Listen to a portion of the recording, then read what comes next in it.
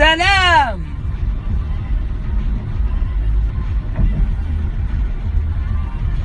يا هو انا عارف والله اني وحشتكم جدا، ولكن كان السبب انه انا ما عنديش نت، ودلوقتي بقى عندي نت. كلكم تعرفون صاحبي هلو ايمن الليسي، مصري الجنسية، عمره 42 سنة. دلوقتي حلعب مع صاحبي ايمن الليسي لعبتنا سرعة البديهة.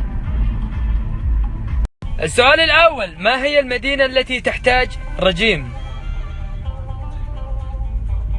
دبي. ما اعرفش. السؤال الثاني: ما هي الامارة او المدينة المتجوزة؟ ابو ظبي. صح. يا راجل يا طيب. السؤال اللي بعده: ما هي المدينة العجوزة؟ ها؟ جدة. ما هي المدينة التي سوف يقبضون عليها مكافحة المخدرات في مصر؟ البطنية. خطأ، سهل حشيش. من هو الفنان اللي نفسه في خاطره لو مرة واحدة ياخذ علامة؟ رقم علامة. صح. من هو الفنان اللي أبوه بيولع نار؟ نبيل شعيل.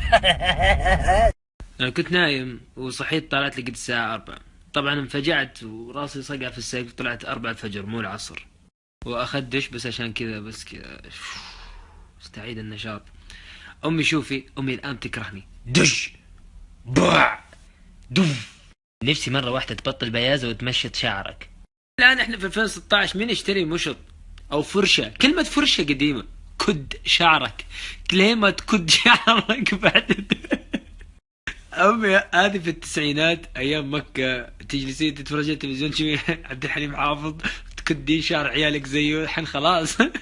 الآن الفن يا أمي تغير والناس تغيروا، وصاروا يتفرجون عبد الفتاح القريني ويطلعون متكهربين. شوفي. تفضلي.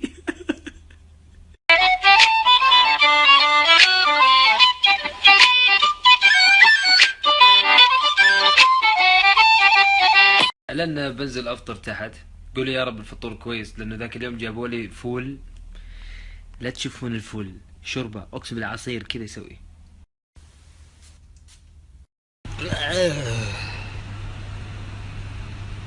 لكم أكره أقعد لحالي. تعرفت على شخص جديد يشبه منصور أشخر، فقلت له اسمع بتخيل انك منصور فخليك موجود. شرف لي اشبه منصور، وشرف لي اني شفتك. يا اخ العيال، معبي الفنجان والله من قل الولف.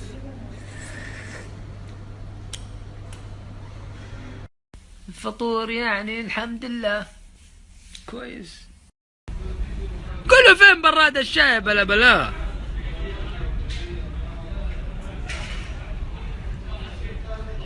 اشتريتها بعد 10 سنوات، لحقها الهدد بعد 10 سنوات.